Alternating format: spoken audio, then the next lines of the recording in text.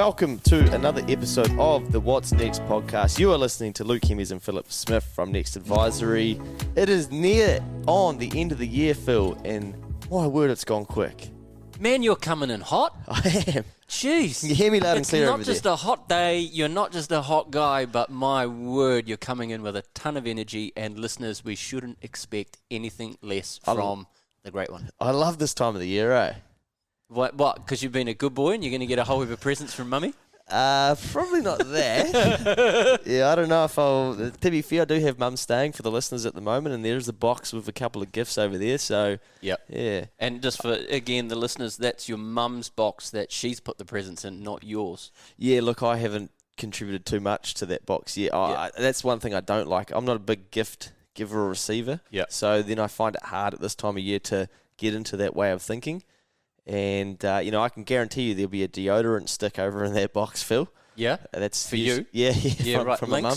No, I missed the Lynx Africa. It'll probably have some Rexona, I'd say, a bit of underarm. Yeah. Nice.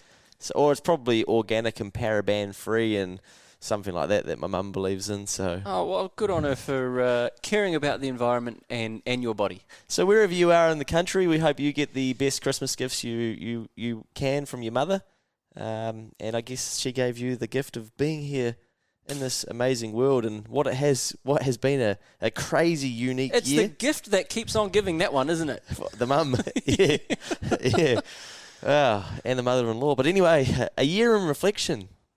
The mother-in-law. We'll let that one slip, and we'll carry on to the podcast that we've the topic, and you've just mentioned it. A year in reflection. We are reflecting on 2020. Yep, we've got a mighty big mirror set up, and we are staring deep into it.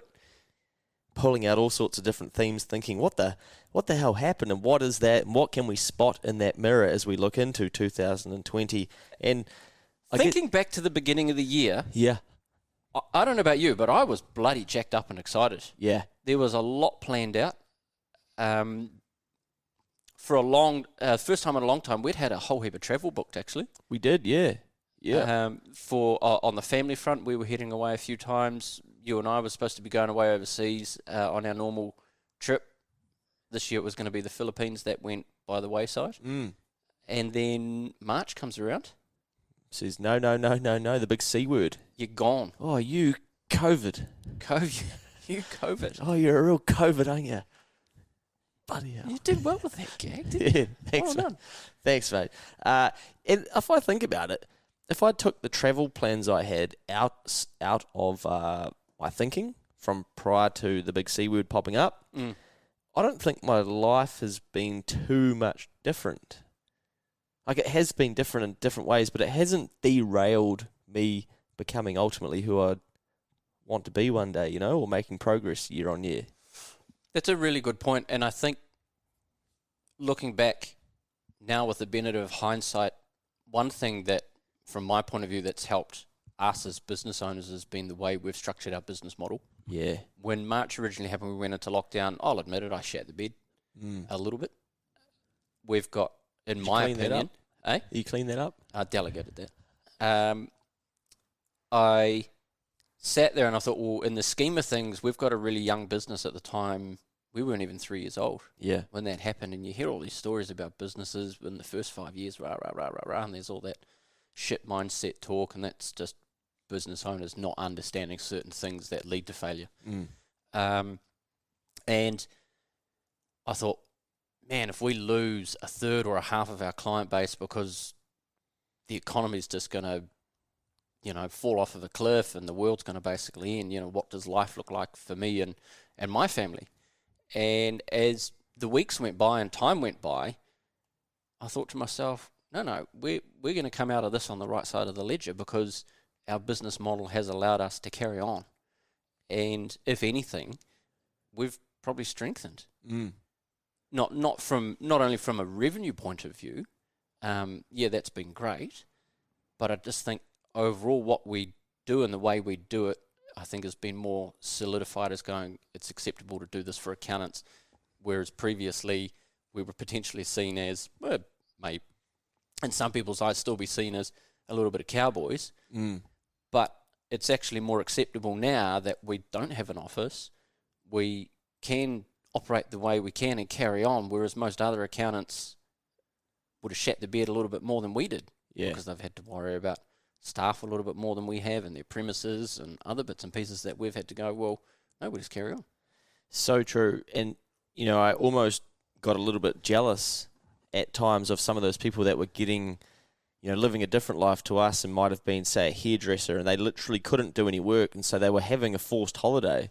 I felt like we probably doubled down, and I just have this distinct feeling when I was in Melbourne and the C-bomb was taking over there of just excitement, and part of me almost maybe wants to work through it with a counsellor or someone and help find out for me, why does chaos excite me? Because I sort of was like, shit, I want to get back to New Zealand. This is going to be, I wasn't scared at all. I was more like, holy hell, what's this going to mean? I want to start thinking strategically, and what can we be doing, and what and are I guess you that's supposed something to do? that you thrive on and do really well on, is if there's a problem or a challenge in front of you and it's something new, you're going to invest a significant amount of time investing and learning about it to then get through to the other side, so you've got the answers. Yeah. Well, interestingly, at family lunch yesterday, my stepmom was saying to me, on a Sunday, she'd always make a roast for us, as she still does once a week. Not that I live there anymore, but she said that, everyone would be playing outside or whatever, and as she would go to start cooking, I would come inside and go, I'm going to sit here and have a conversation with you. And she was like, righto. And I'd always be like, what goes in the gravy? How does that work?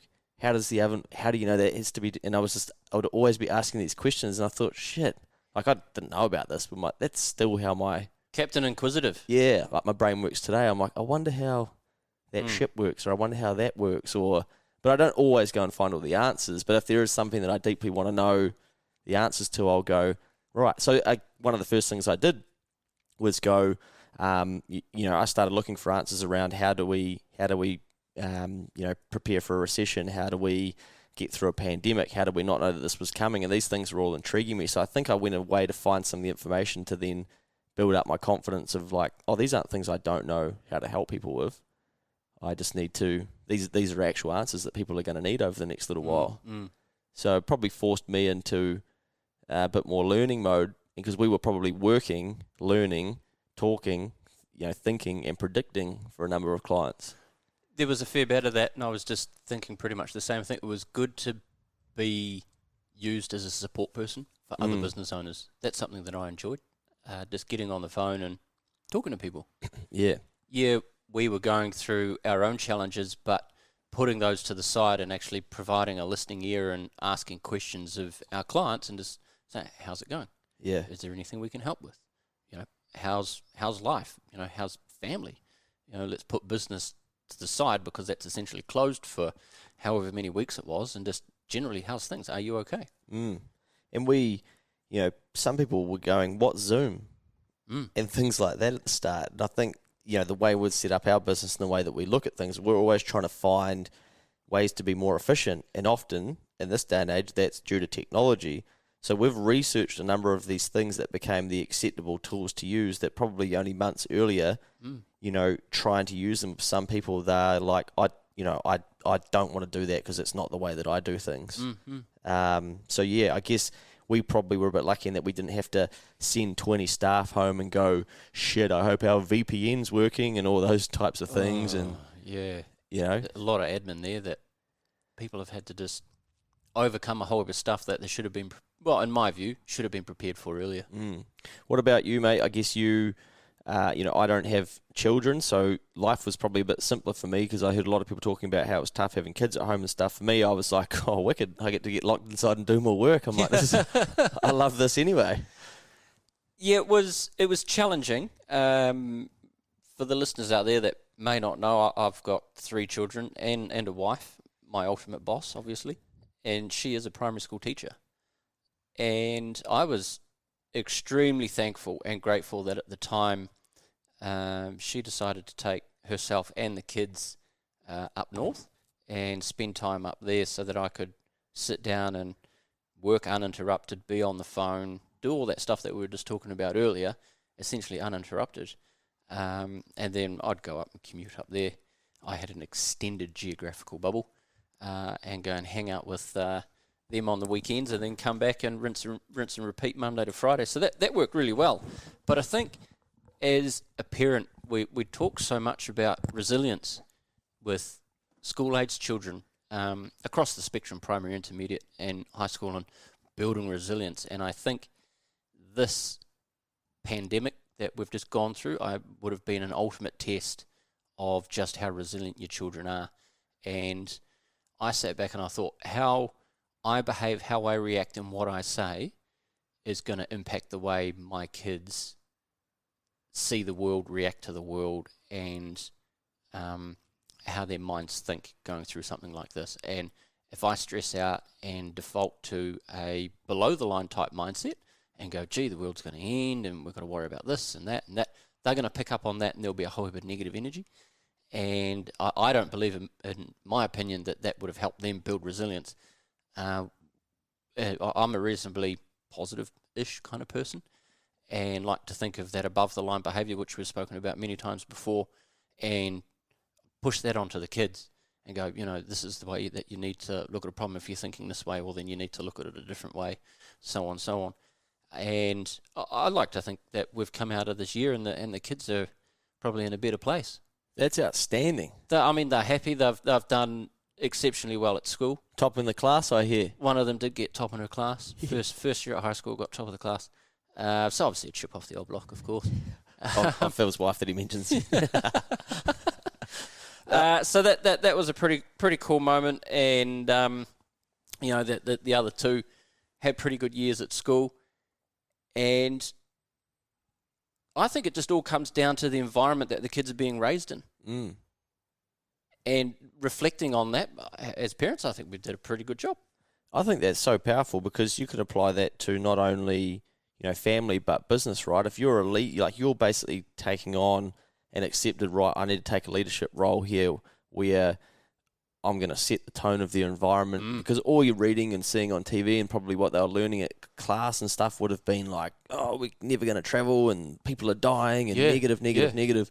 And Dad's leading from the front going, well, that may be the case internationally, but within our own bubble here, team, we're leading a more positive environment and, moving well, it comes forward. back to that classic one-liner, don't worry about what you can't control. Yeah. And years ago, I used to worry a lot more wider about things going on. And as I've got older and kind of thought, well, if I can't control it, then I don't need to worry about it. And I just focus on my little corner of the world and my kids and invest my time and energy into them. And hey, presto, we've come out the other side pretty well placed. I think if you're a parent and you're worried about resilience, or you're thinking about resilience, I'm one of these ones that thinks, man, there's so many kids out there wrapped up in cotton wool, and this would have been an absolute acid test this year to really work out how much cotton wool is wrapped around some of these kids. Yeah. And that they wouldn't be able to cope through some of the stuff. Yeah, because they're just the way their parents behave will think. So the ability to be agile and adapt, right? Not adapt, absolutely. Yep. It's been so big this year, and I think one thing that we've seen with the clients that we work with and business owners is that ability to be agile with the business and with your thinking and your mindset, and also make and take ownership of things rather than go below the line towards the old excuses and blaming things. Those people have done exponentially better, and I think it's probably surprised some people how well they've done, because in a time like this, I think, I can't remember what the saying is, I'm going to try and find it so I don't ruin it, but, I think the people that have been mediocre get further left behind than the people that were good. The gap widens. Yeah.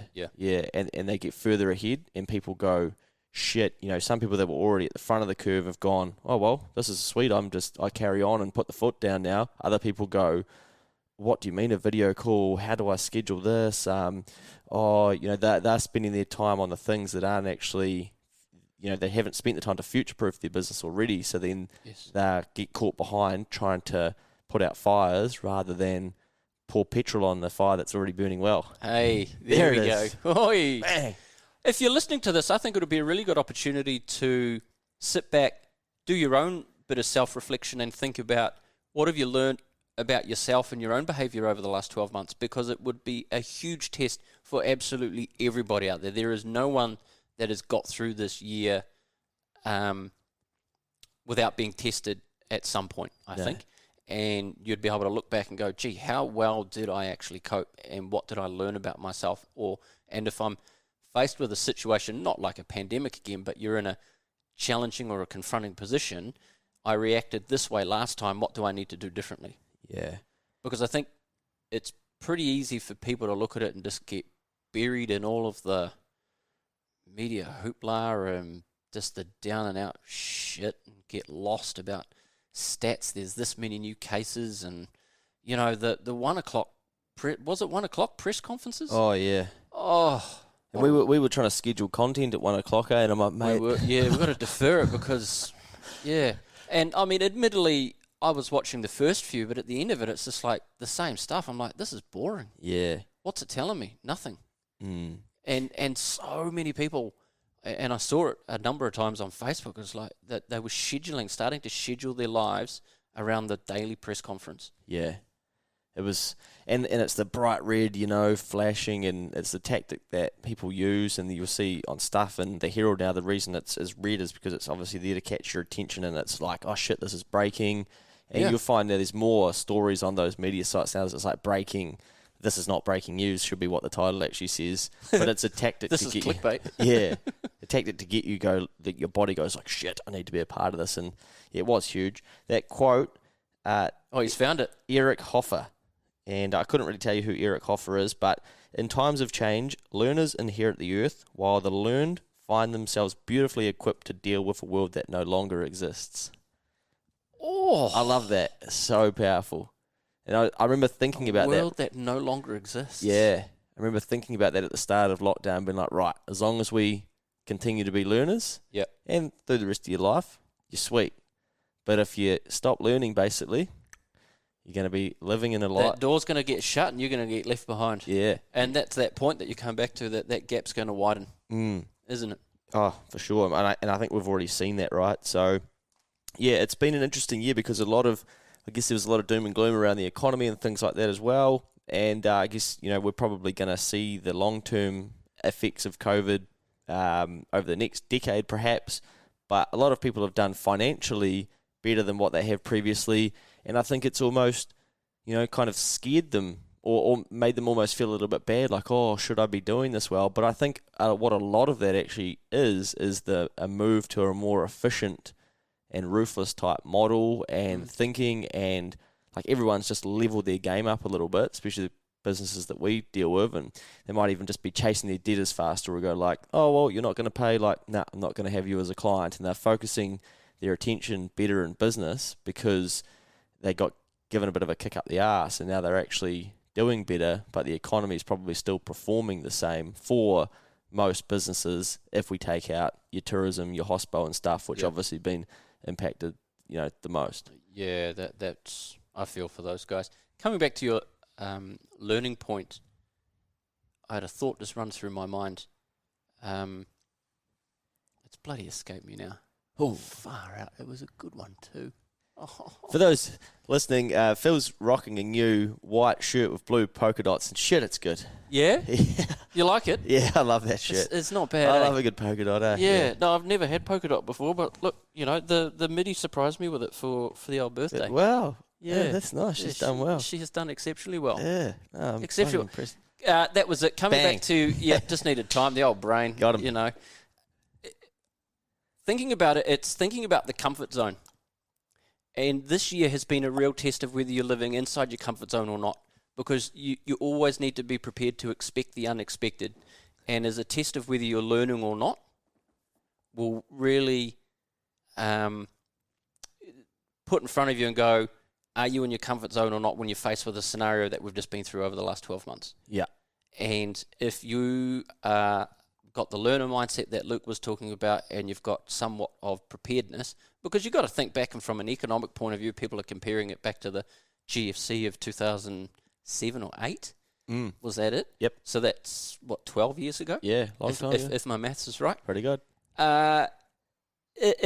It's not that long, I don't think, in the life cycle of a business. It's not. No, it's not. I don't think. No. And there's enough business owners out there that have been through rough conditions before where they've needed to adapt. Mm. So there would have been stuff that you would have learned about yourself and your business then that you should have been able to apply some kind of similar methodology to get you through this one. Yeah. Perhaps this one's just hyped up a little bit more because it's got a health impact to it. Yeah. The GFC obviously didn't have that. And it's very, uncommon or whatnot. I think that's the key thing there about getting out of your comfort zone, right? Like, people are so scared of fear when really it's there to help you. And feeling uncomfortable is a way to then learn to feel comfortable. But we want to hide from it and go, oh shit, all of a sudden the environment's uncomfortable and that scares me. And that's something people should think about, is how they react to fear. Yeah. Because that's what newspapers or the media essentially do to sell headlines, is create fear. Yeah. Find a statistic or whatever's going on in the world and wrap some fear around it, knowing that people are going to read it and then click on some ads and they'll be able to sell those ads for a lot of money, potentially. We'd suggest run at it. And it just makes people go, oh, what about this, what about that? And with really, you got to take a bit more of an objective view about what you're consuming. Mm. Yeah. And we're big on that, aren't we? We've probably thrashed that a few times, yeah. Another quote for you, mate. This is one Here we go. I put together this morning. Is this one of your own? The book of Luke Hemmy's quotes, yeah. Yeah. This says that we can't run from our fears. That is, in fact, fear in itself. Hey. Bang. Jeez. Just all happening here. My golly. To finish up 2020. What else, mate? There's been a lot of growth, I think, personally, professionally, and with businesses, which is exciting to see. It's been a fun year for me, if I think about it from a selfish standpoint. Like, I've still had a lot of fun this year, and yep. And I've it hasn't stopped you from doing what you would ordinarily normally do. No, and I guess I've a bit of a different take on the world. Like, I obviously practice my gratefuls and stuff, so I see people complaining, and I can work through complaints. Hey, and Mama Kay faster. Yeah, I see that. For those of you that follow Luke on social media, if you don't, I suggest you do. What's your handle on Instagram? At kemeye.ig. I spelt my name wrong runtime. Kemy's Kemeys. I spelt it with an A instead of an S and hit submit. Oh, because the A is next to the S on the keyboard, isn't it? Yeah, so I hit submit and I couldn't change it, so I've just rolled with that as some people say, oh, do you change it so that people can't find you as easy? I'm like, no, I'm pretty comfortable with attention. I wasn't too worried about hiding. It's actually because I submitted my name wrong. Oh, wow. I've never heard that gag before. Yeah. Wow, so that's a good story. Phil's referring to the... Oh, sorry, you finished the story for me, mate. Yeah, you've got a fantastic content creation machine on social media. You're very good at producing content. And that's one thing for reflection, that producing versus consuming. And Luke spends a lot of time on social media, but Luke produces content, doesn't consume content. And the real acid test on that is you look at his profile on Instagram and check out how many people he follows. And I believe it is less than 50. Yeah, less than 30, I think. Yeah. Less than 30. Trying to keep it under 30, yeah. Wow. And you've got people out there that are following hundreds and even thousands of other accounts. Mm. Your eyeballs and your mind is going to be just an absolute clusterfuck of a mess consuming all of that content. Yeah. And you've managed that by going, well, I have got bugger all content to consume, so I've got to worry about producing. And you produce some fine content. I have a go. Because Mama Kay is in Auckland, and you've got her on the gratefulness journaling journey. I've brought her a journal. I've brought her a grateful journal, and I said it's compulsory for her to fill out. I'm just trying to get her to see that, There's a positive side to life. Yeah. Yeah. And so how many things does she, is it daily that she needs to do it? 3 a day for me while she's here. Yeah. And how's the report card so far? Yeah, good. Tell you what, the first day, well, this journal doesn't start till January, so I'll start in January. Oh. I said, sorry, Mum, it's not how we work around here. You want to stay at my house, my rules. Do you remember that saying, love? Hey, cop that, Mama Kay. Yeah. But no, she's done a couple of days, and she was like, oh, it's really good. And then she was talking about it herself at dinner, and people were asking about it, and I think she'll go on to share that with her friends. And I think it's just such a powerful thing to do. And I saw a lot of people complaining about how travel's been taken away from us and stuff. And yeah, it sucks. But like then 4 weeks later, when they're still having the same conversation, I'm going, mate, you've done an OE, you know? But how good is it to be able to get out and see your own backyard? Yeah. We went down to the bay. Yeah. We had a bloody good We time. had a bloody good time. Yeah, and we'll do more of that. A couple of weeks ago, I was down in Palmy, of all places. My word. Like, hell of a spot. Palmerston North gets a fair bit of flack from what I understand, particularly from Aucklanders. I don't know why. You've heard it here first, folks. That's not a bad little wee spot. Oh, phenomenal place. Yeah. Yeah. 2 stories that you've just made me think about. Before, you go. just on the gratefulness, you mentioned that you got Mama K a journal. Yeah. Where can people buy a journal from? Oh, so I think the store's called Kiki K, I think. KIKKI.K. It's just down from the apartment here. If you can't find one, they'll be online. Yeah, there will be. Yeah. Yep. Yeah. No, that's because that's something that you do religiously to the extent that you've set an alarm and you write 3 or 5, 3 a day, whatever's doing on your mind, I suppose, because you've got thousands of entries. You didn't do the journaling book; you've done it on a notepad app. There's been challenges with that. Tune into an earlier podcast on that one. It's quite funny, but you've experienced significant benefits from that, and you've obviously said, "Well, look, Mama K, go and do it. Get the journal. You got the journey from Kiki K, whatever it is." Yeah, folks, go out, check it out, and do that for 2021, and see your life change. And that's a great way. Speaking of reflection, to reflect on your day, and have a think about it. And I think as well what Phil was saying about be careful what you're consuming. I was waiting for a coffee down there at Amano. Shout out Amano, sponsors of the What's Next podcast. The amount of times we talk about them. And the girl in front of me was skipping through her Instagram stories, and obviously, like, I don't do that as much because I don't follow many people. But I'm always intrigued in terms of what content other people are consuming and stuff. I just like consumer behaviour, and so I'm watching over this girl's shoulder, and I just, it sounds quite bad for those listening. I apologise. But I was like, man, what is this content you're feeding yourself? It just looked, I couldn't even work it out. Like, it was just like, man, there's another world that she's living in. But it didn't look good. It didn't look overly positive, and this girl was stopping on people, and I kind of read like a couple of things they were saying, and it was about like, you know, the makeup they were using, not in a fun way, and more of like it just had like a real negative tone to it, and like, oh, fuck you if you don't like what I look like. I almost want to use the word like demonic was kind of the vibe that I was picking up, and I just almost wanted to say to this girl, like, hey, put your phone down. Yeah, but then I'm like, right, she's living her life, she's doing her thing, but then I stop and go, okay, be grateful that, you know, whatever she's going through or needing to consume that content for, that's obviously serving a purpose for her or validating the things that she's working through maybe. Hopefully, you know, she's in a good place and we'll find a better one if she ever needs to. Who knows? Because, you know, for all I know, she might be an artist and getting inspiration from whatever they're looking at. But I can be grateful and go, right, I can flip in and out of content and go, shit, that's not going to affect my, you know. You're not going to let it impact your life. Yeah, because I've had to do the lessons and the work to try and, you know, make that something that I've built into myself, so I don't just see something and go, that's ruined my day now. I'm done. One hack that I do is I'm very conscious of what content I consume of these influencers. I can use that term loosely. And one influencer, if we want to call them that, would be Vaughan from the Fletch Vaughan and Megan show on ZM.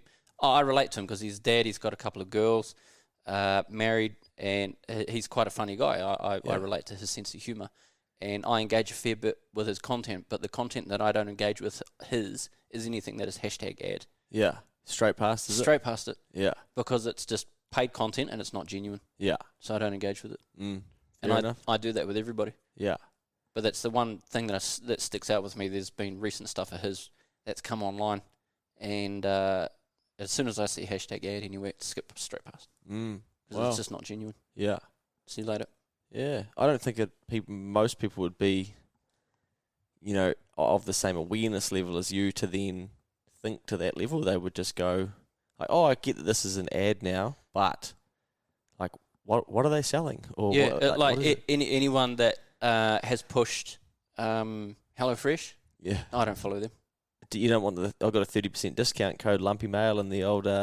We got a free box, so Yeah. stick in your credit card details. Yeah. So that thing that you got stuck in, Yeah. get your free box because it got gifted to us. And I was like, hey, Grace, don't you bloody get stuck in this because this is what happened to Luke. Unsubscribe. Happy days. We've got our free feed for a week. Set your calendar reminder before the credit card pings. Bingo. Take your free box. Well, it's been a... but we got distracted because I was talking about something and then talking about gratefulness, and you were going to talk about two things. Yeah, the other thing was fulfillment. I think I've been trying to be very focused on the things that fulfill me. And this year, massively, I've loved learning about economics and stuff. And I love economics. It's so wounding for some people, but I've just got so much enjoyment out of it. And then I've started my Keep the Change thing. And one thing I've written every week for, I think, coming up 3 years for free for a racing publication. And I could feel myself hating writing it. And it all of a sudden happened. And it changed because I could do it on a Thursday. By Thursday, I felt like I always had something to talk about. I got given a Tuesday deadline, and I just noticed to myself, I'm like, I don't want to write this. And I was, like, shit, I haven't done it yet. I need to do it. And bang, I'd, write something. And this kept happening every week. And I kind of got to this point, I thought, I shouldn't be doing this anymore. Like, it's served its purpose. I need to give it away. So I told the editor last week, I said, hey, I'll write when I feel like writing, but I'm not getting the same fulfillment out of it. It was a good challenge for me for 3 years to go, can I write something every single week and do it for free when these other people are getting paid? So, hang on. Fuck, here we go. Oh, Captain undervaluing yourself again. Yeah. So you've been writing for 3 years, once a week, delivering value. Yeah. Well, you do. Don't see, you fucking undersell yourself. And there's other bastards out there getting paid and you're doing it for free. Yeah.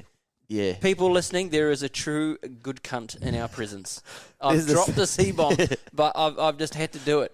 Yeah. But now, and this is, again, reflecting and self-awareness. It is such a powerful strength. Yeah. And that you've realised, man, you're not getting the satisfaction out of or you're getting a bit of friction. Yeah. When needing to do it. So you've pushed back and said you'll do it when you feel like it. That's brilliant.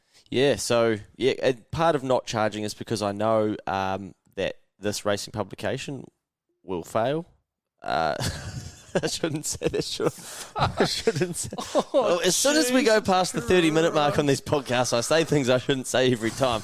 We got a C-bomb, and now I've just told you that anyway. No, because what I believe is that written media is very, very hard to sell. You niche it down into a small industry with a even smaller audience you can sell to. I just don't think it's sustainable. And so I thought, well... But that's the problem in that industry. I mean, we're getting off topic here a little bit, is that they've challenged with their audience because they've neglected the younger people for so long. So I've thought... it's just old dudes. A way I can contribute is to write for free, and a lot of people like reading... a lot of people like reading what you write. Yeah. Who would have thought? Because it's the older audience that are interested in what we're doing, and they go, well, that's my way that every week I can keep up with what Luke's talking about, thinking, or telling us that they're doing. Yep. So that's part of why I've continued to do it, but I've just all of a sudden felt like this isn't giving me the same reward, or it's not as easy, or it's wouldn't say easy, but it's not enjoyable. So I need to cut it out of my life. So bit of reflection for me. 10 out of 10 for the presence of mind for self-awareness there. Yeah, and it wasn't easy to pull out. Yeah. Oh, look, and sometimes you do just want to stick in it and keep ploughing along, but it's not. I've dropped my pen here. It's not. Happens. Yeah, it's not always. You lost your tip as well. You're not always going to get to the end outcome that you desire. So no. Yeah. Well, mate, I think we could probably go for an hour on this one. We could do. And anything final from you? Anything final for a year reflection? I mentioned it before. I think everybody should do it.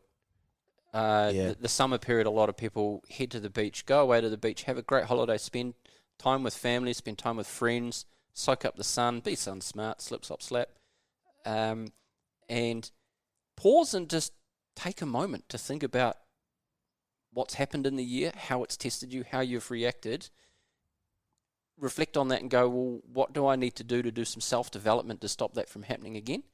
And then in another session, sit back, take some time and think about some of the stuff that Luke's talked about around gratefulness and start and put that into your daily life. A couple of times throughout the year, maybe that you've acted in a way that you wish you didn't, and write that down and go, what was happening there? why weren't you proud of how you acted, or you gutted that you made that financial decision, or whatever it is. There must be a couple of things throughout the year that you kind of regret as such, or that have tested your thinking. You think, I wish I could have that again. Try and work through it and go, what is that? And then on the other side, a couple of things that you've done really well and you're really glad that you did, and take some time to celebrate that self, within your own head, and even just maybe telling a few people, because you've done great work. The C-bomb that is COVID, a lot of people, well, I shouldn't say a lot, but people may have reacted to that and used it as an excuse. Be mindful about how you react to and use excuses in your life. Oh, powerful. Little classic, very strong example, those that gave up exercising during COVID. Oh, there it is. Because you went there. I did. I've had to go there. Admittedly, I've got a couple of kettlebells out here that I haven't used yet, but I'll be taking them to Omaha with me. Good man. But, if exercise is important to you, then even with COVID, it still would have been important to you. Yep. So COVID's probably been a very good way for you to double check some of the things that are important to yourself, and some of them might be hard to admit. But if you found yourself being an absolute weapon in fitness, but then COVID happened and you thought, I can't do that anymore, I'm locked inside. No, you've actually made an excuse. So maybe it's not as important to you as you thought it was. Yeah. So, have a look at some of those areas of your life and take some time to reflect and go, what did I do well? What didn't I do well? And what's beneath that? Because you're not a failure, or it's not, you're wrong, or we're right and you're wrong, or whatever. It's just, there's lessons in there, and they're powerful. Yep. And if you're listening to this and you're thinking, January 1, New Year's resolutions, I'm going to do all of this stuff, don't. Start today. Oh, I love that. Shit, that is good. We could do a whole podcast on that. Oh, fuck, we'd be here for hours. The people that I see at the moment saying, I can't wait to see the back of 2020, FU 2020, I'm like, I don't know if that's the right mindset, because I don't know what's going to happen in 2021, but I tell you, whatever happens in 2021, I'll be ready for it, and I can't wait. Prepared to kick ass. Yeah. Well, we're going to go and do a little bit of reflection ourselves, mate. We're going to head down for a bit of lunch. We are. And talk about our year, and maybe share a couple of cold ales perhaps, but we'll see once we get down there. But that's been a ripper, mate. I'm really looking forward to the next couple of weeks to reflect on a couple of things for myself and for us, and just we love planning. I guess we live and breathe it, and we're always trying to do things a little bit better. You're heading up to Omaha. Yeah, I'll be up close to you, Point Wells, and then up to Mangawai of all places. I'm looking forward to getting in the sun, spending some time with the kids. Yeah. Sitting back, reading. Ooh, I enjoy reading when I'm up there. Getting in the water, and the mind is already hissing and thinking about what's going to happen in January and beyond. Yeah, good man. Reflection, it's an important and powerful tool. Hopefully you found some of that helpful.